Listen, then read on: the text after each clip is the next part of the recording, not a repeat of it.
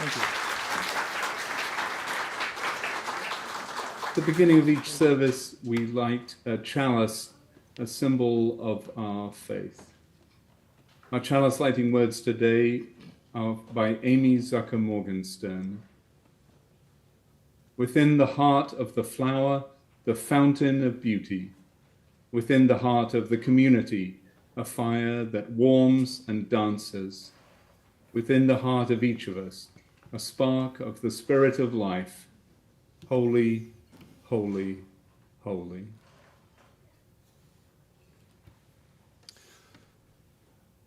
Welcome to the Unitarian Church of Lincoln on this Sunday morning. My name is the Reverend Oscar Sinclair. I'm joined in leading worship this morning by our worship associate, Jamie Radcliffe, who is participating remotely this morning. Here at the Unitarian Church of Lincoln, we say every Sunday that we aspire to be a loving community, uniting reason with spiritual exploration to transform ourselves and transform the world. So the faith that we proclaim from this pulpit begins here. All are beloved. All. No matter who you are, where you are on life's journey, who you love, how you live, where you are going, you are welcome here. If this is your 600th time in this building in the last 3 weeks, and I know there are a couple of you, or if this is your first time back in person in years, because today we are starting the RE program split out by age, you are welcome. Or if somebody said, you know, you should really check out the Unitarian Church. They're doing some pretty cool stuff. Welcome. We are glad you are with us. We hope that we live up to that recommendation. But the recommendation starts with, all are beloved. All means all, no exceptions. Everything else that we say on Sunday morning is just commentary on that. So we also say that we are about the work of transformation, transforming ourselves and the world, that it's our hope, our expectation that each of us, in engaging in this community, finds ourselves transformed. And in doing so, that the community itself is transformed. One of the new things that we're working into our welcome this spring is a land acknowledgement that we wrote over the summer after a long period of conversation with the Native community here in Lincoln. So as we gather today, we gather acknowledging the land and the peoples who have called this place home for hundreds of years. The Oto Missouri, the Omaha, Ponca, Kanza, and Pawnee have all lived here at one time. Many others have visited in order to collect salt at the local salt basin, Niskithe, by which this area continues to be known. It is the Omaha word for salt water. We thank them all for their good care of this sacred ground. Land acknowledgements are not simply words. So I'll add that on Tuesday, there we go. On Tuesday, we are hosting the Oto Missouri delegation coming to Lincoln to re-engage with land here. There'll be a larger event at the Indian Center on Wednesday night, but we'll host them on Tuesday night here in this building. But for now, we are here to worship. And as we will say a whole lot this morning, our worship holds music as central. So our opening hymn this morning is number 347 in the gray hymnal, Gather the Spirit. And if you have a hymnal and you open it up and you look down at the credits at the bottom, you'll notice that this hymn was written by Jim Scott. Jim, who is coming to play a concert this afternoon at 4 in this room. 3 of our 4 hymns this morning were written by Jim Scott. That's not an accident. All right. On that note, would you please rise in body or in spirit and join in singing our opening hymn, Gather the Spirit.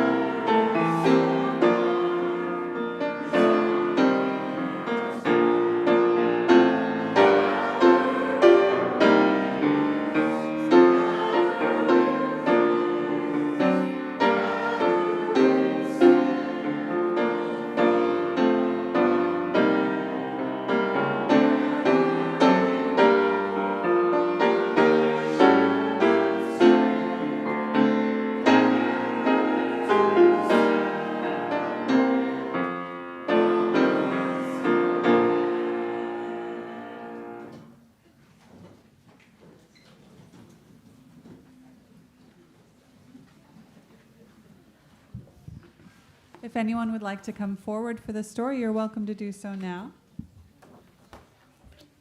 You can see the pictures a little better.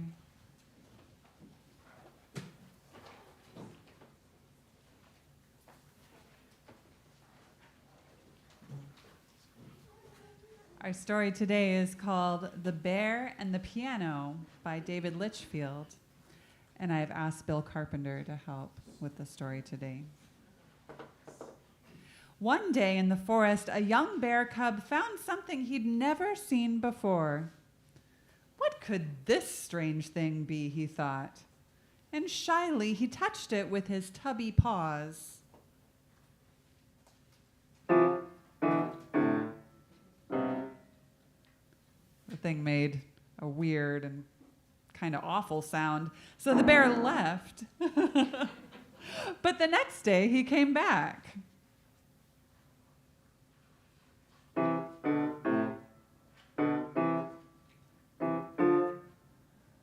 And the day after that, too.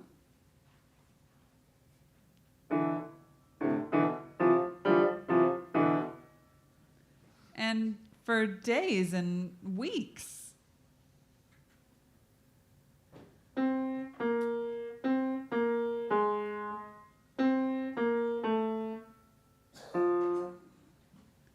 And months.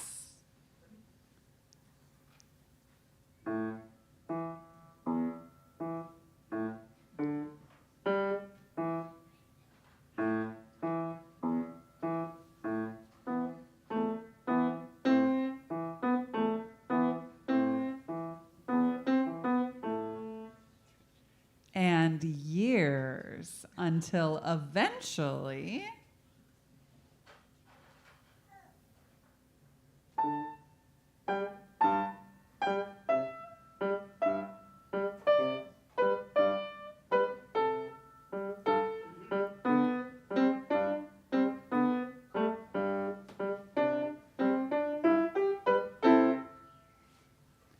the sounds that came from the strange thing were beautiful.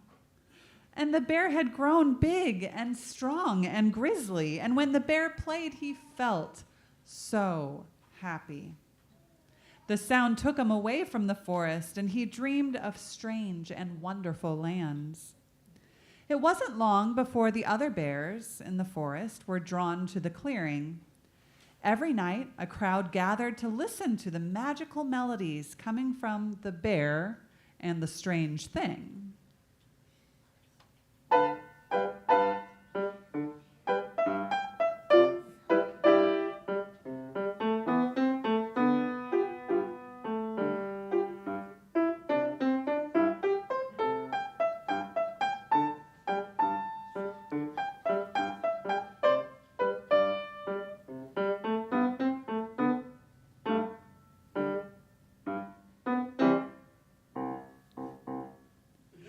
And then, one night, a girl and her father came across the clearing. They told the bear that the strange thing was a piano, and the sounds that it made were music. Come to the city with us, they said. There's lots of music there. You can play grand pianos in front of hundreds of people and hear sounds so beautiful they will make your fur stand on end. The bear knew that if he left the forest, the other bears would miss him very much. But he longed to explore the world beyond the woods, to hear more wonderful music and play even better than before. And before long, the bear's name was up in big, bright lights in the big, bright city, and he played sold-out concerts in giant theaters.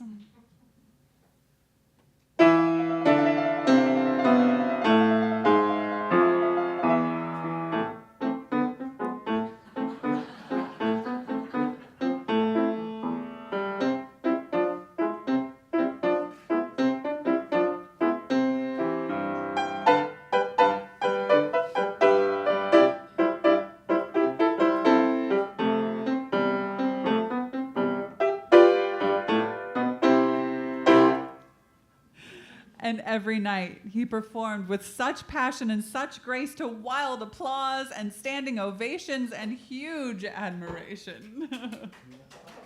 Which you are welcome to model. Yes, thank you.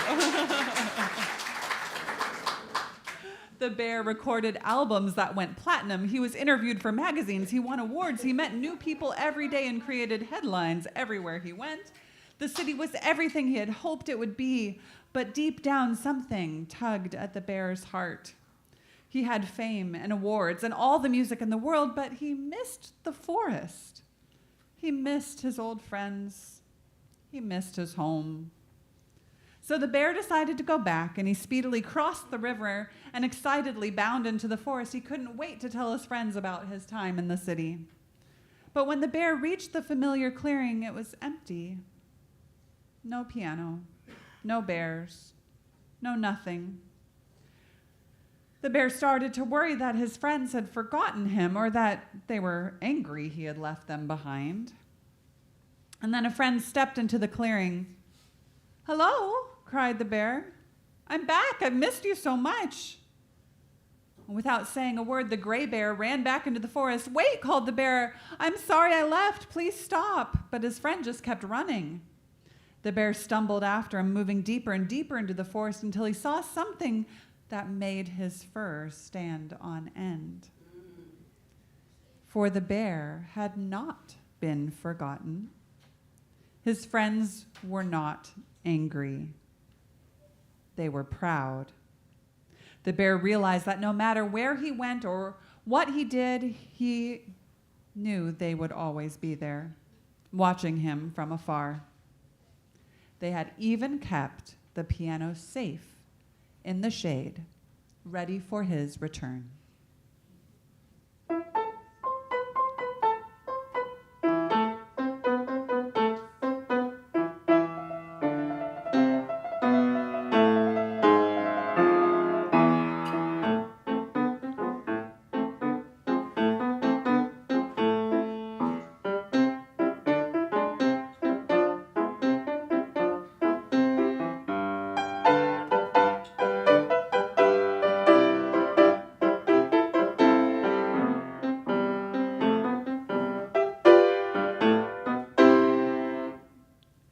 So, after the bear had told his friends about his life in the city and the many concerts he had played, he sat down to play once more, this time for the most important audience of all.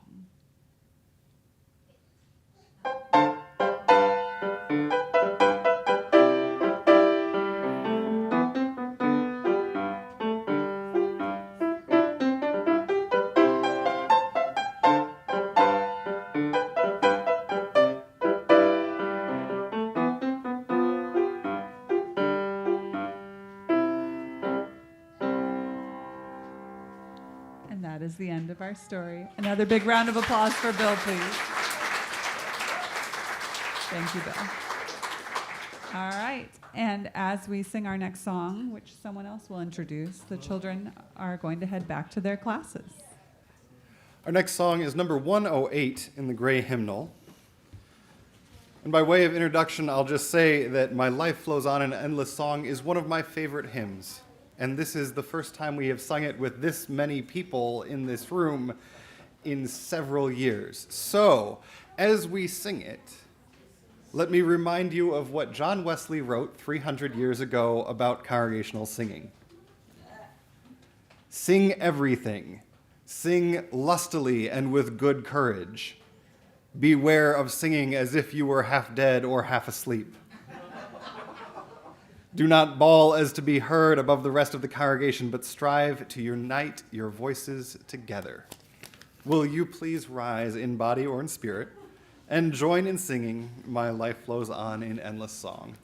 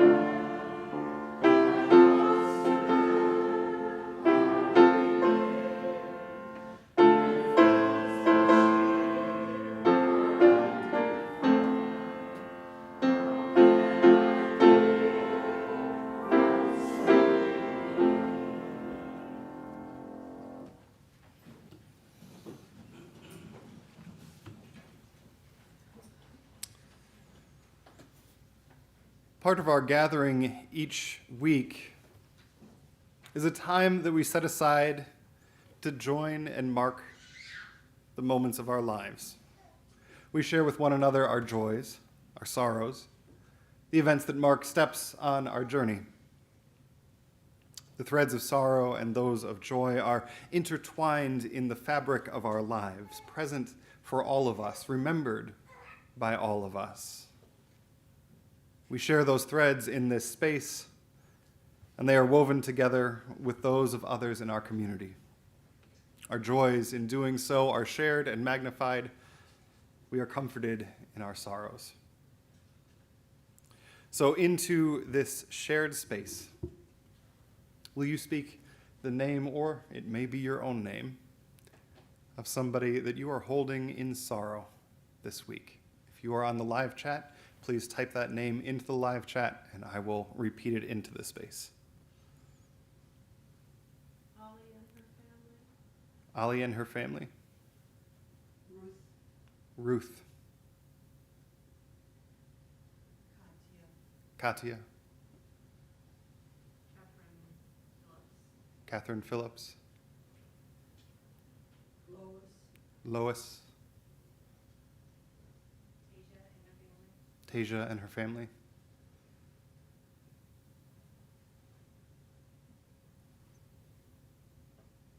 My brother Mark is facing some serious surgery this coming Monday. Tomorrow. Brother Mark, who is facing serious surgery tomorrow. Lives in Wisconsin by himself. Could use some prayers. Thank you. Who lives alone in Wisconsin by himself, so we hold him in our prayers.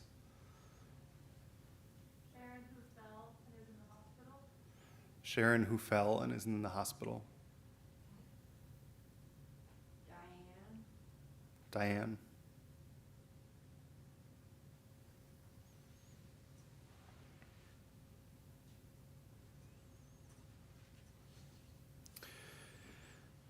Sorrows in the live chat for Dana and Craig. Sorrow for an ailing and depressed mother. Sorrow for Reverend Matt Shore and his family.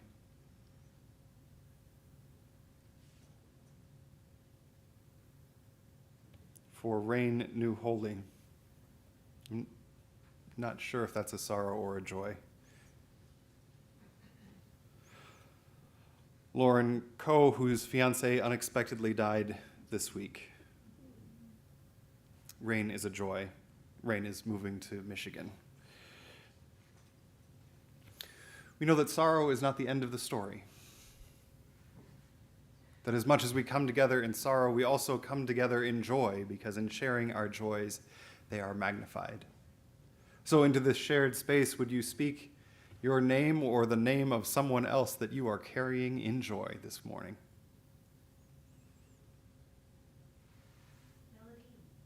Melodine?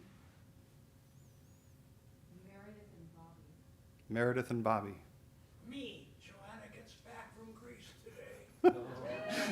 Tom, Joanna gets back from Greece today.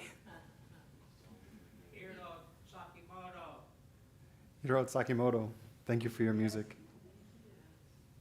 Odo Missouri are coming home. The Odo Missouri coming home this week. Erica and Megan awaiting our grandson. Erica and Megan and awaiting our grandson. I heard that love is nice.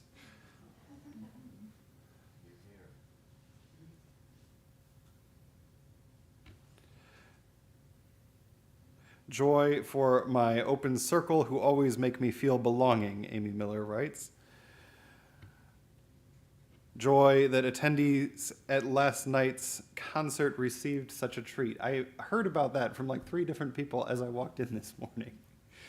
So we are blessed with some of the same music this morning.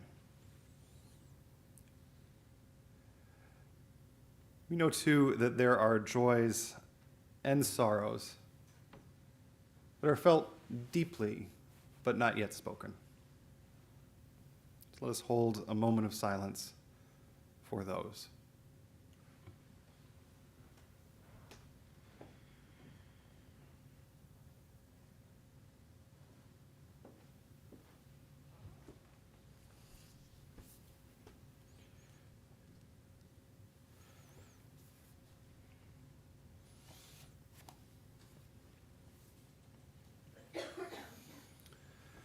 Will you join me in a spirit of prayer or meditation? This is a blessing by John O'Donohue for the artist at the start of day. May morning be astir with the harvest of night, your mind quickening to the eros of a new question, your eyes seduced by some unintended glimpse that cut right through the surface to a source. May this be a morning of innocent beginning, when the gift within you slips clear of the sticky web of the personal, with its hurt and its hauntings and fixed fortress corners. A morning when you become a pure vessel for what wants to ascend from silence. May your imagination know the grace of perfect danger, to reach beyond imitation and the wheel of repetition, deep into the call of all the unfinished and unsolved, until the veil of the unknown yields and something original begins to stir toward your senses and grow stronger in your heart. In order to come to birth in a clean line of form that claims from time a rhythm not yet heard, that claims space, a different shape.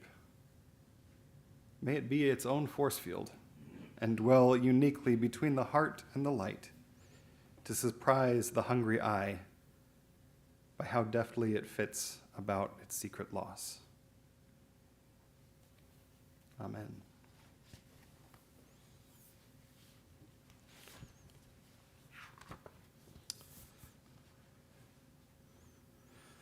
Our next hymn is another Jim Scott piece, number 1052 in the Teal hymnal, The Oneness of Everything. If you would please rise in body or in spirit. We don't sing this one as often, so we're going to have a couple folks up front leading it. But if you would, rise in body or in spirit. We're going to stumble through this along with all of you. So hum if you need to.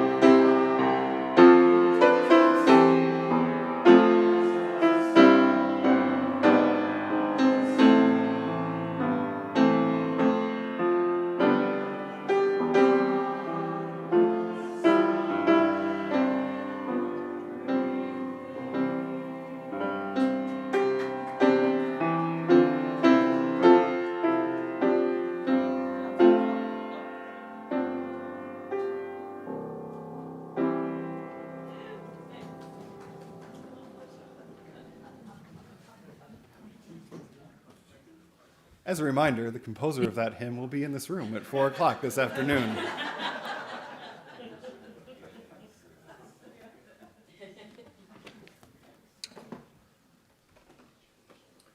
Each week, we take up a collection to support the work of this church and our partners in the broader world.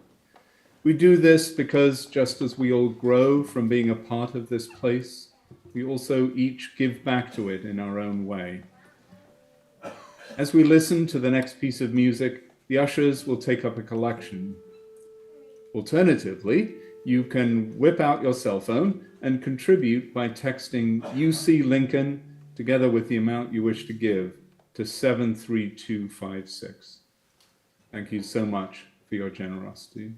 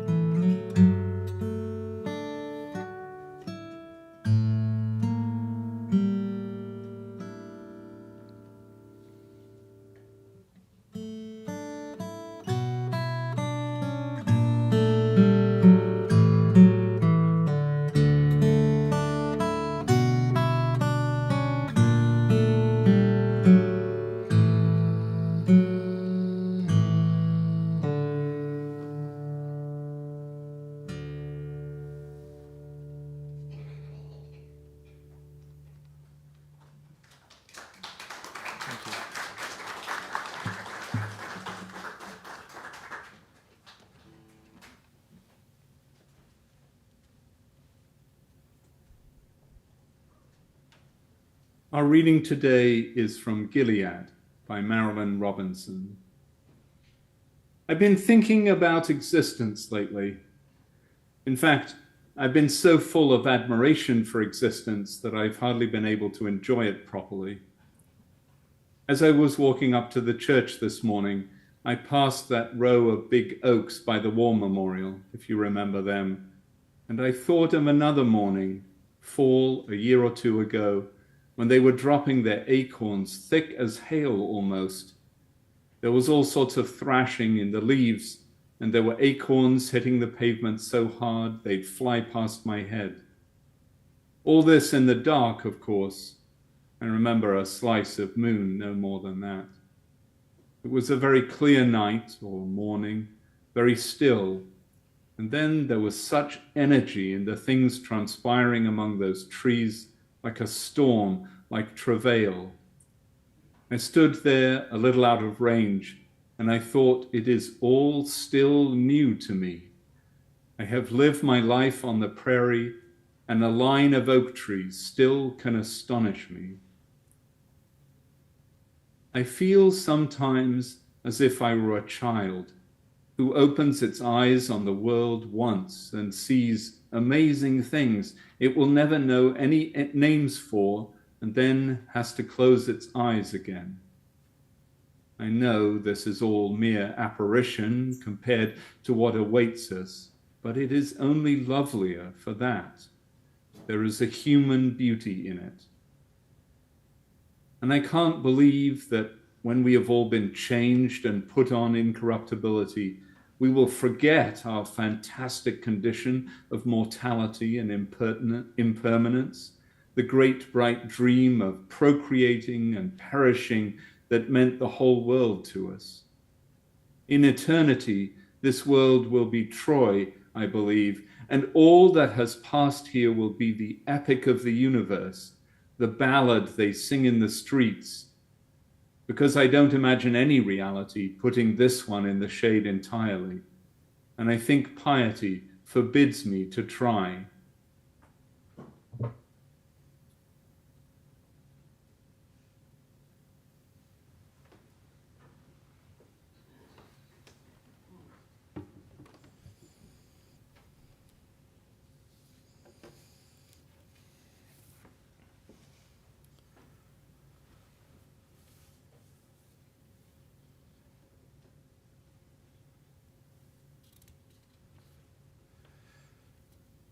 So the last time I visited my grandmother before her death, she played the piano.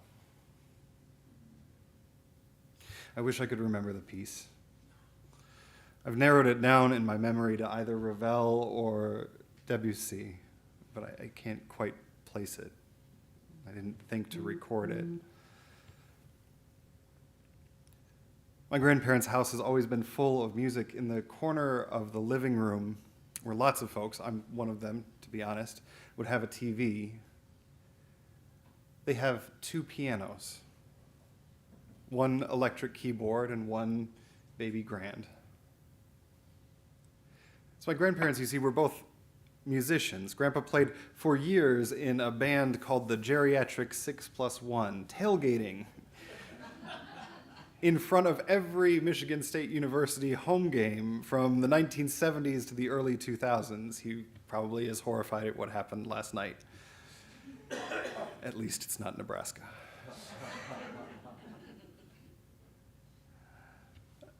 Grandma's music was always more in the classical vein, working out impressionist compositions on the baby grand.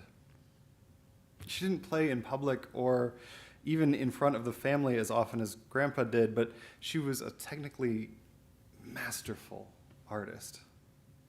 After she died this summer, we were going through some of her art supplies, and we found notebooks where she had, without much fuss, none of us knew she did this, filled up page after page with color exercises, experimenting with different combinations and techniques so that everything that she did in her painting was intentional, thought out.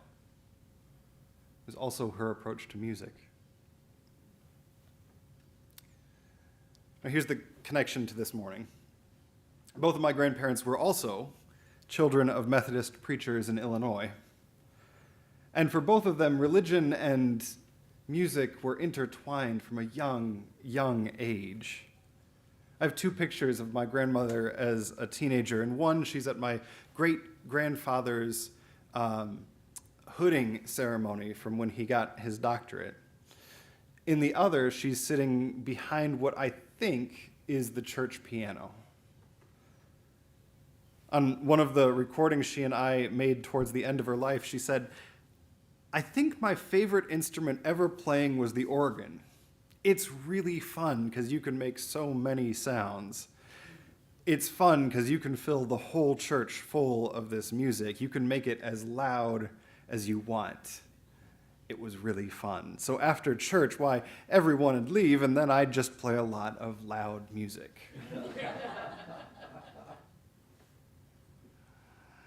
So my grandparents didn't stay in churches. They were resolutely secular. But here's a rhetorical question. How many great musicians can you name that started out in church music? Oh, yeah. Maybe it's not a rhetorical question. So the list that I came up with and Bob contributed to in about 40 seconds is Beyonce, Bach, which is kind of cheating, Bono, Ed Sheeran, Justin Timberlake, Whitney Houston, Duke Ellington, Count Basie, Jack White, and Snoop Dogg. Didn't expect that last one. The connection between spiritual inspiration and artistic inspiration is ancient. Both at their best are an attempt to transcend and to connect, to have an experience outside the mundane world. There's a band, Watch House. Andrew Marlin was the child of a church pianist. His partner in the band and in life, Emily Franz, sang in the choir. They said in an interview a couple years ago, "The melodies and structures stick with you on an unconscious level." Those songs we sang in church established themselves in our brains, even if at the time we thought they were boring. So about 4 years ago at this church, we started an occasional service on the third Thursday of every month. Now, half of those services are pure experiments. This week we gathered on Thursday night having a free-form discussion on the background of the oral history project we're doing at UCL this fall. More on that later. The other half of those services, though, begin with music. So every 2 or 3 months, we have a service with the A Street Band.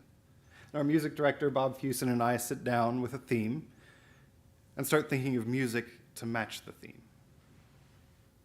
And we really intentionally, from the first one, don't confine ourselves to church music. Usually we don't have much church music in those services. And we do this, we say, because inspiration is not just found on Sunday morning. And because you can sometimes say a lot more with music than you can with prose. Those have been some of our best worship services over the years, from nights just rocking in this room to tent revivals we've done out on the patio, to the hopefully now annual service at the Antelope Park Bandshell the last 2 summers. Music has always been a part of this religious community, and those third Thursday services are one of the ways that we emphasize it. One of the ways, but not the only way. Because the other thing that happened 4 years ago was that we had a retreat for our lay leaders and folks participating in the music program here at the church. And one of the things that came out of that work was the idea that we collectively wanted to see the Unitarian Church of Lincoln become a cultural center in Lancaster County. Now, there has been debate since as to whether cultural center has a capital C or lowercase c. But the idea is that we should be a home for the arts beyond simply Sunday morning. And part of that is worship services and guest music that we do on Sunday morning and Thursday night for sure. But another part of it is hosting artists in this space. So if you'll let me cheer on the music program for a moment, Hiroya Tsukamoro, whose music you've been listening to this morning, had a concert here last night. This afternoon, we're playing host to a concert by UU musician and author of most of the hymns that we're singing, Jim Scott. Next week, there's a concert organized by the Lincoln Music Teachers Association on Friday. There's concerts by the Nebraska Chamber Players on Thursday and Sunday nights. Carrie Christ is singing with us on Sunday morning and then hosting a vocal jazz workshop on Sunday afternoon. And this is, I should say, not actually counting our Music Sunday service that's coming up in mid-October. Now that sounds like a recitation of a lot of things that we're doing, which admittedly it is. And we've been doing a lot of that the first couple weeks of this congregational year, getting up and listing off all the things going on at the Unitarian Church of Lincoln.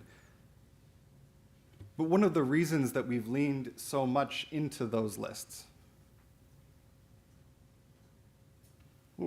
lost my place.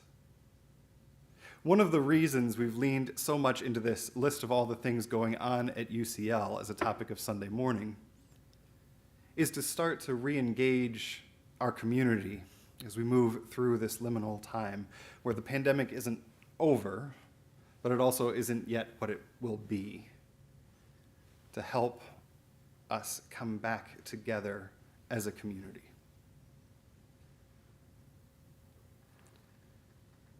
One of the things that makes the Unitarian Church of Lincoln such a special place is that here the arts have a place to flourish. Not just music. Oh, let me tell you, there is no better job perk in Lincoln than wandering down the hall out there to hear world-class musicians rehearsing. It is the best part of my job. But our faith draws on wells that are as broad as they are deep, so it's not just music. It's Julia Noyes and Megan Stratman in our gallery.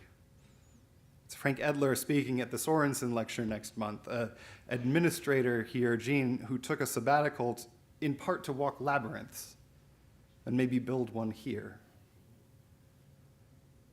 We cast a wide net for inspiration. Inspiration, inspired to be breathed into by the Spirit of God, Latin would have it. Inspiration is not contained to a Sunday morning in a church service or to preachers, Lord knows. One of the best sermons I have ever read was written by a novelist, Marilyn Robinson. Now, John Ames, in that piece that Jamie read, is a Congregationalist minister, but Robinson's description of a line of oak trees along the prairie captures my faith better than just about any piece of scripture. I thought it is all still new to me. I have lived my life on the prairie, and a line of oak trees can still astonish me. I feel sometimes as if I were a child who opens its eyes on the world once and sees amazing things it will never know any names for, and then has to close its eyes again. I know this is all mere apparition compared to what awaits us, but it is only lovelier for that. I could preach on those 4 sentences for a year and be happy doing it. I might do that, actually. Just take one at a time.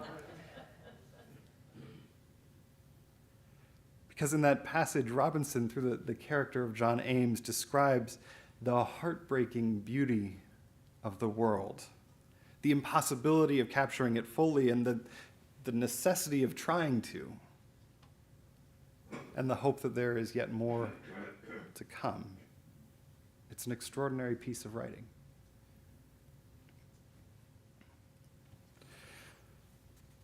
I am, I should say, a creature of words, so Marilyn Robinson's art is close enough to mine that I can both admire it and live into it.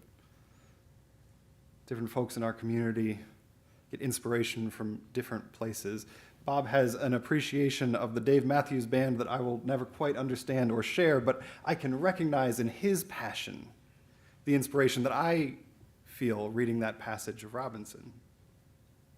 Juniper Meadows, who I led worship with up at Second Unitarian in Omaha last week, preaches with a banjo as much as with words.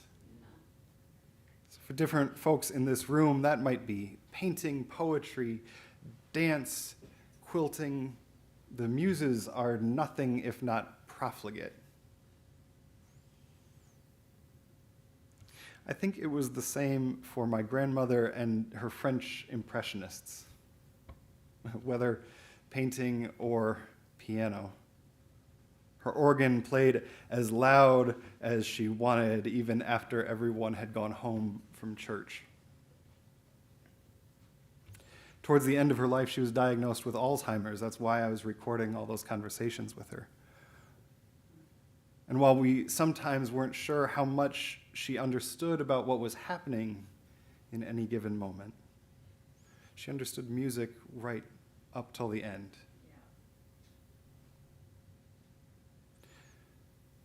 So when we talk about being a cultural center, when we host all these musical events, it's not just a litany of stuff to do.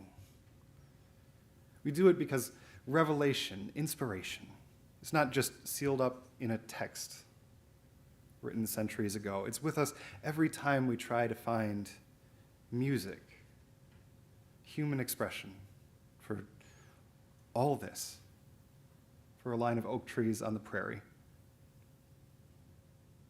If we are like children who open our eyes at the world once and see amazing things we will never know the words for, the arts are an attempt to say to each other, look, see, isn't it all extraordinary? May it ever be so, and amen.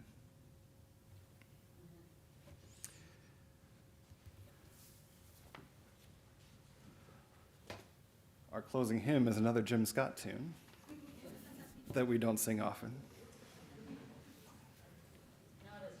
It's not as hard. It's around. It's like 4 lines long. But if you would, please rise in body or in spirit and join in singing hymn number 1059, May Your Life Be a Song. And we're not doing the round. We're just singing it straight through. Since it's unfamiliar, we'll just sing it straight through in unison 3 times. 3 times. Okay? So here we go. Here's your beginning note. I'll just give you a little lead in here.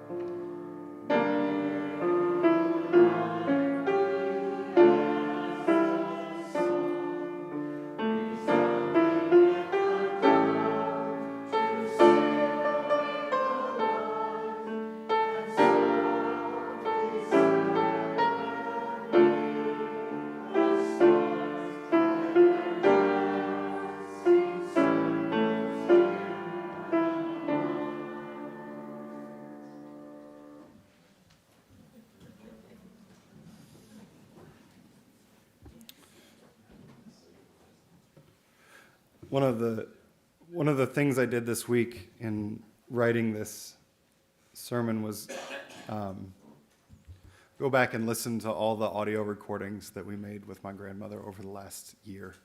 That's where that story about playing loud in the church after everybody had left in her childhood comes from. So you've all heard me talk about this oral history project that I'm doing for the church this fall. But I want to give one more plug. I'm going to be plugging this every single Sunday from now until October 15th, because the more people we have that participate in it, the more it's going to mean. I know what my grandmother's childhood was like because we recorded it. 50 years from now, somebody is going to ask, what was it like at the Unitarian Church of Lincoln in the 3 years of pandemic? That's what this project is about.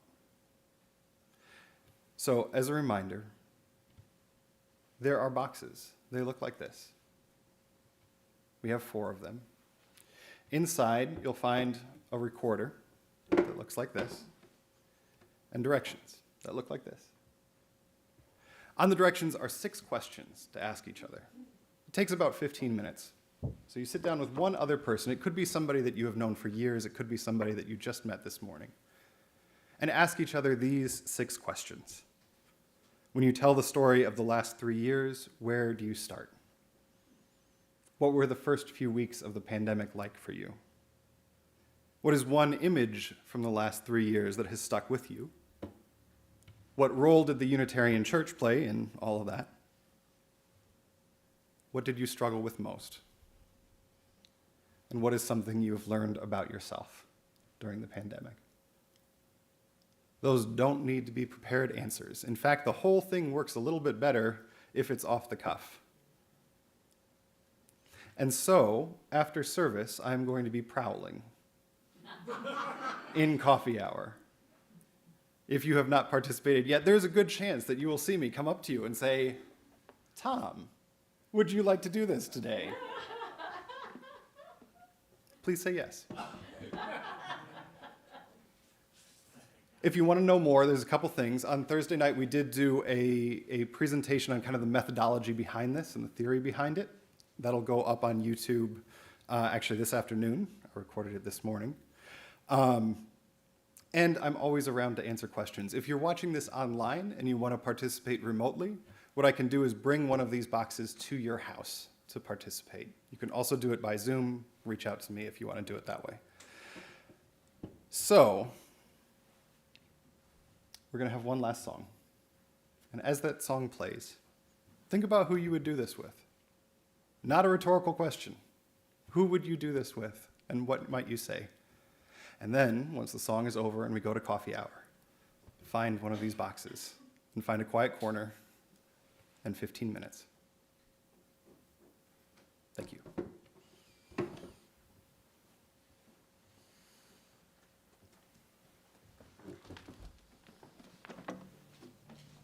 Put the directions back in this box.